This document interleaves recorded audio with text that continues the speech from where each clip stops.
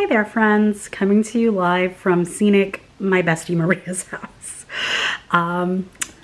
So I totally put a completely unscientific poll up on my Instagram the other day asking if people wanted to learn about how thrift stores, antique malls, estate sales, and the like work. And a good chunk of you were like, yes, please, do the thing. Which is funny because I got a Instagram reel from a friend about an estate sale that Maria was already gonna go to. Why not? You know, isn't it funny how things like that work? So we're gonna go to an estate sale tomorrow, and I'm excited because it's the first estate sale I've been to since like 2019. So I'm gonna bring you some tips and tricks on how I personally have shopped at estate sales, and possibly it could help you. Who knows? And I'm going to be taking you along to this estate sale. I'm sure you have seen it on the Instagrams and the TikToks and all the other places. But let's do Carla's insert number here, tips and tricks for surviving an estate sale. So one of the things I like to do when I am going to an estate sale is making a list. I have like a running list already for certain things that I like, but having a specified, prioritized list is pretty good. So I've been wanting, estate sale.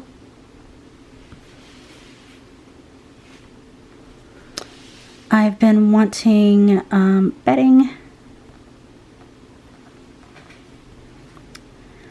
and jewelry. I know I can't spell jewelry today, but whatever. It's fine. I think that's right. I've been wanting cute curtains. Sewing things. Sewing notions. A nice china set, maybe? Like I'm in my auntie era or something. Yeah, I am not looking for clothes at this one, which might come as a surprise to some of you, but I do have quite a bit of clothes and I am currently making some. However, if I do see something that I just cannot leave without, you know, I might buy it. But, ooh, maybe silverware too, like, you know, just a set, like spoon, knife, fork.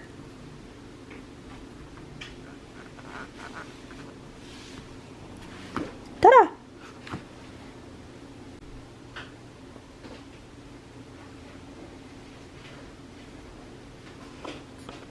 So I bet you're wondering, where in the heck do you find things like this?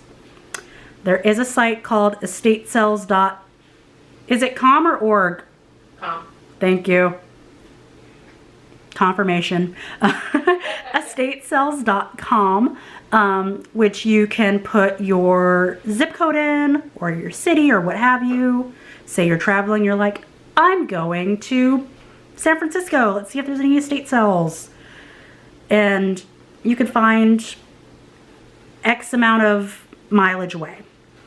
You can also like sign up for their newsletter type drop weekly or like twice a week, and it will be like, hey, there's an estate sale happening 20 miles away from the place you suggested.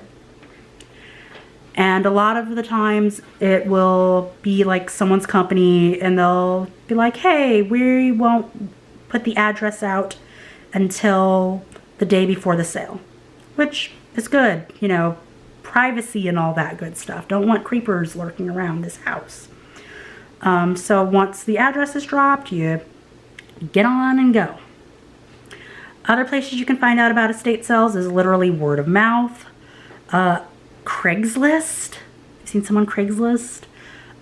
Sometimes like little antique malls or vintage places will have a little like bulletin board, and folks will do the old-fashioned, put up a sign, go to this estate sale on this weekend. Yeah.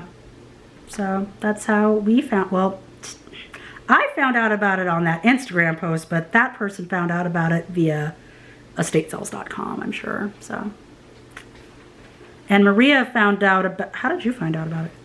The website. Maria found out about it on estatesales.com. So, I bet you're wondering, what exactly is an estate sale? Good question. An estate sale is typically when a person who owns some kind of property is either deceased, in some kind of a long-term care if it's an older person, in some instances, or just moving, and they want to offload a bunch of stuff. So in the case of older person passing or going into a long-term place, family gets first dibs, a company comes in, prices everything that they didn't want, and then has it up for sale to the masses. It differs from a garage sale where it's not just outside and a bric-a-brac kind of free pick. You are going into this person's home, so it should be, you know, respected.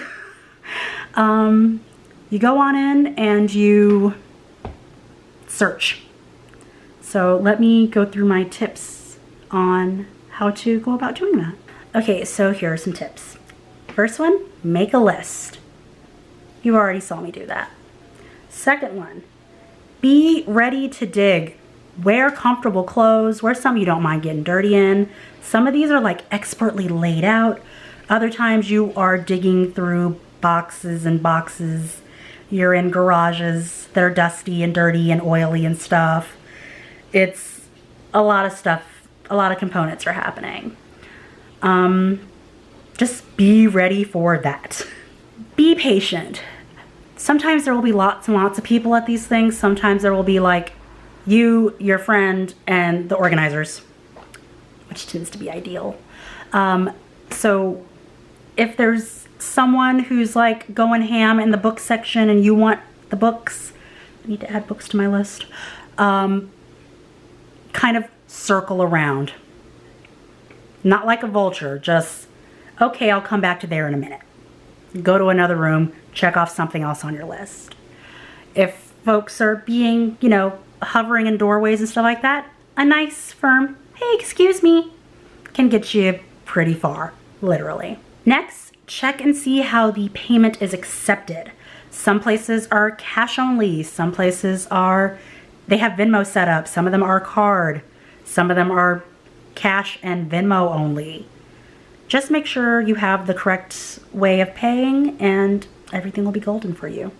Sometimes it's really good if you do pay in cash because, you know, sometimes they're like, oh, hey, you have $5? Yeah, sure. We'll take whatever that is for $5 instead of $3.50 or instead of like $7 or whatever, you know. Practice haggling. Although be aware that some places have set prices, but you know, they're not gonna stop you if you're like, hey, can I take this for X amount of money? The worst they'll say is, sorry, the prices are set. No. You should either be there super duper early if it's like the first day of sale and you see on one of the pictures something you cannot live without. Sometimes that means being there at 6 in the morning. Or one of my friends was at an estate sale once at 5 in the morning in the middle of winter. Or if you're like, oh, that sounds intimidating, oh my gosh, just show up on like one of the last days of the sale. It'll be less hectic usually. But if you're there on the last day, sometimes, not all times, please don't like hold this to the gold standard. Sometimes the prices are halved. They don't want to toss any of that extra stuff. They don't want to, you know, take it home with them as it will. You might be able to get some good deals. Bring a friend. It's always good to have someone to bounce ideas off of, to talk you out of things, to lovingly encourage you to get things, to help you carry a table out, or to like sort of act as a bodyguard, that sort of thing. Because then you guys can have fun, which is important. You're there to try a new experience, or in most cases to just enjoy your hobby. And having fun's important. I like having fun. I'm sure you guys like having fun. So go have fun.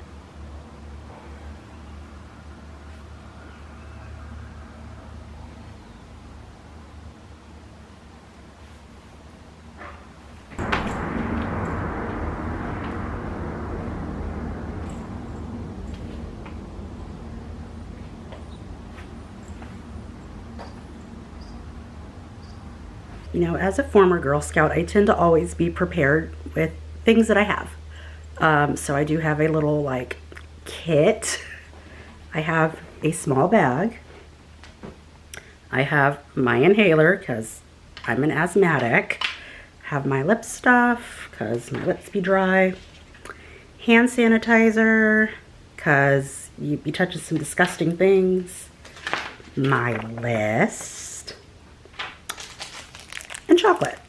It's from a Brazilian chocolate sampler box that my buddy gave me. So, gonna be excited to try it. It's basically like puffed rice chocolate. Puffed rice that's covered in chocolate. There we go. Words are hard. It's early in the morning. Let's go look at old stuff.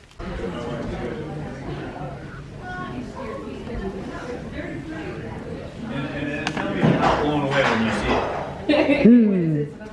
Yeah, the bathtub is all crystal quartz. It's beautiful. She built this place. She built this place in '67. It was a 40-minute wait to go up there.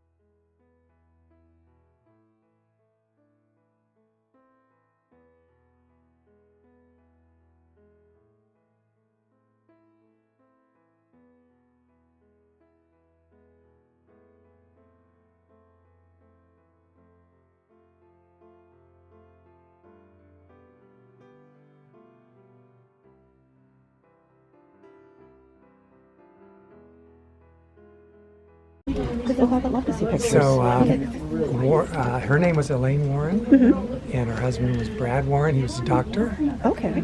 And they've lived here their whole life. They raised 5 kids here. 2 of those kids have already died. And she also was a collector and had a shop in Santa Monica. So a lot of her stuff was all brought here. That's why there's such a variety of things. Okay, we were trying to get. Oh my God. Gorgeous. Gorgeous. And I've got another picture if you're ready for it. Yes. I hope. Yes, here we go. Oh, beauty. Come over here. This is just like a canadian. Are alive. No, 3 of them, I'm sorry. Kimmy, I'm sorry. Let's go like this very carefully. Slowly. They are adorable. The 2 youngest have passed. This one in 2020 and this one in 2005. And the husband died in 2000. Yeah.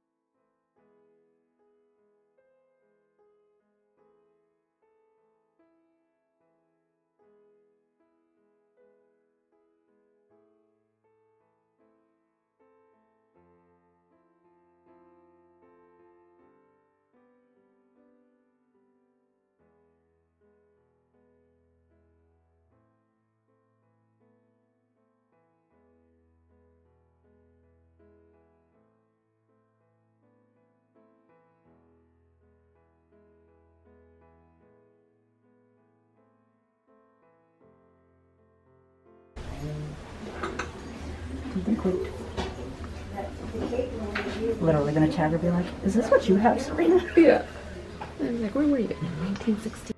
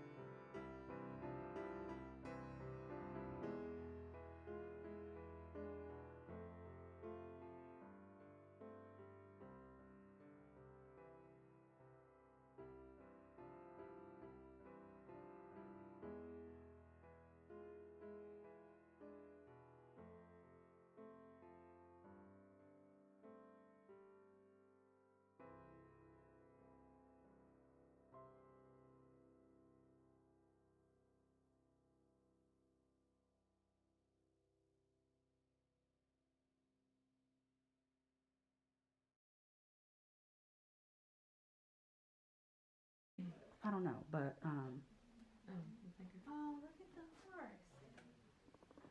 Oh, bathroom. look at that horse. Look at that horse. Look at that horse. wallpaper. I know. The wallpaper's rad. My husband would like this. Who's your husband? You.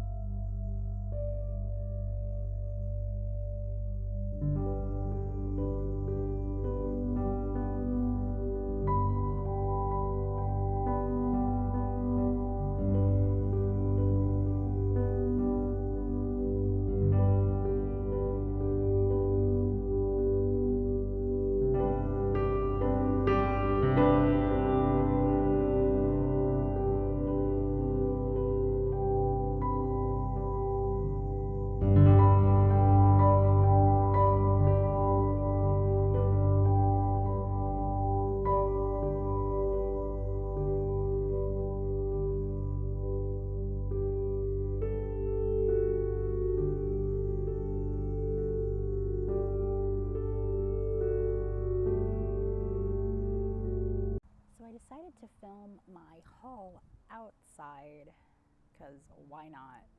It's getting a little stuffy in my room.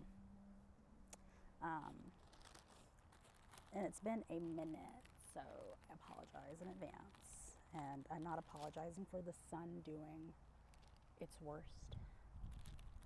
But first thing I have is this lovely, and I'm going to include static shots because I took those prior. This lovely Art Nouveau purse. She is wounded. She is battle scarred. Yeah.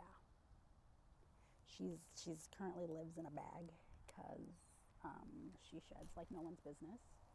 These are metallic because they attach themselves to my watch when I wear it. But it's intricately beaded and it has the original price tag from hold on. I've read this like 100 times. I cannot tell what the other one says. Oh God. Unusual colors, blue, black, silver, as is. Yeah, so when she got it, it was very screwed up. But the reason I got this purse is I'm going to commit a sin. I'm going to remove the woundedness. It's attached up here with just thread, like little loops of thread. So I'm gonna clip those off and then make a whole nother outer bag.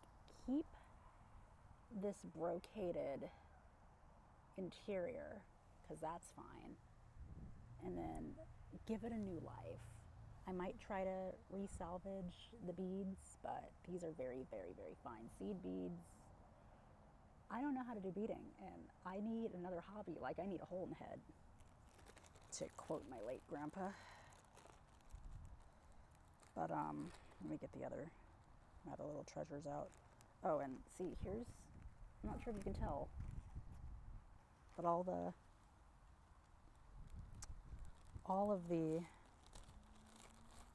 everythings.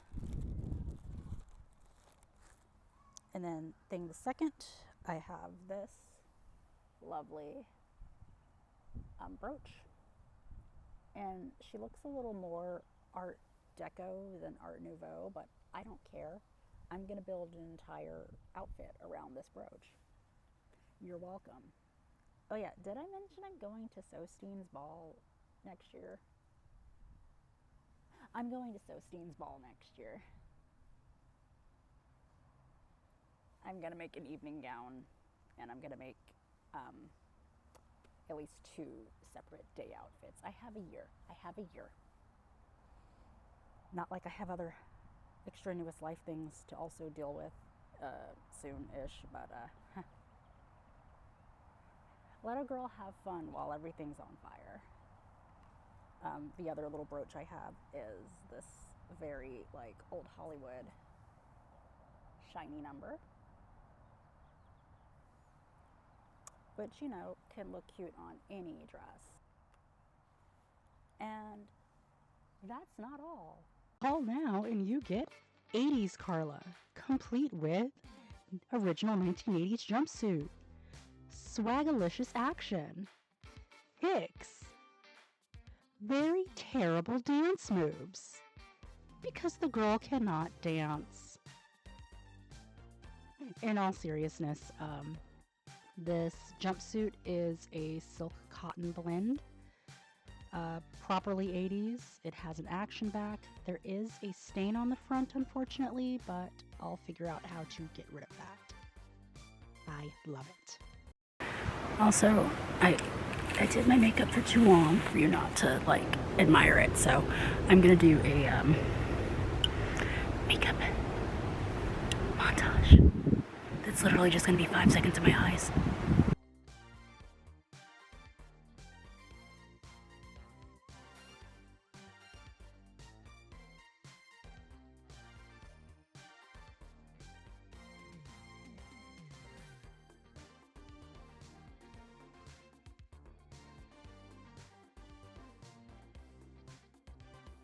Alright guys, I hope you had fun watching this video. Like, comment, subscribe, do all the lovely things that builds Al Gore's rhythm, because that's how my channel will grow, especially if you guys share it. And if there are other, you know, folks out there that like estate sales and hauls and eventually me sewing things again, you know, let them come on this way. Alrighty, thanks guys. Bye. Was filming outside a mistake? Who knows? Find out. Find out next time on Dragon Ball Z.